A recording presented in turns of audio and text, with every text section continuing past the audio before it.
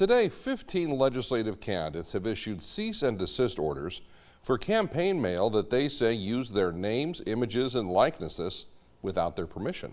Parker Brown in studio with our top story here tonight. Hello, Parker.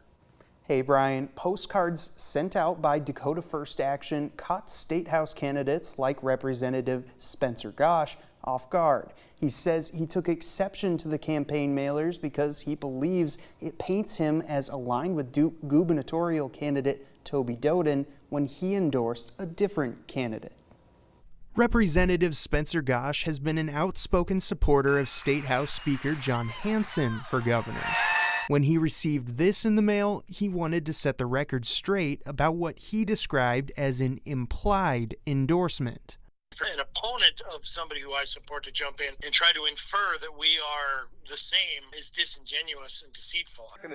When he found out that other lawmakers and candidates were in the same boat, they worked together. And Gosh says they reached out to both Dakota First Action and Toby Doden's campaign because the Political Action Committee was founded by the Aberdeen businessman.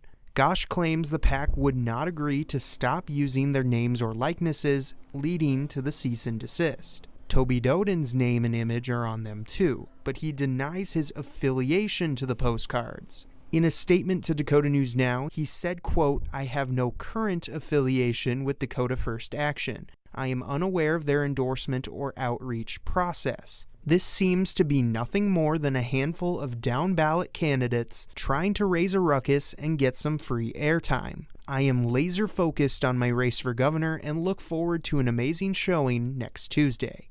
Regardless of who is behind the mail, Gosh believes the postcards are dirty tactics. With little time before the primary election, the candidates wrote in their cease and desist letter that they hope it doesn't impact decisions at the ballot box one way or another. I believe it's a form of political grifting. One campaign is trying to overreach into another campaign in order to benefit off of that campaign's work throughout the season. And again, it was never discussed. It was never talked to. They never asked. Since Doden announced his run for governor, former state lawmaker Drew Dennert has been listed as the committee chair of Dakota First Action. We reached out to the PAC for comment on this story, and at this hour we have not received a response. We will update you when we do. Brian? Parker Brown at 9 o'clock. Parker, thank you.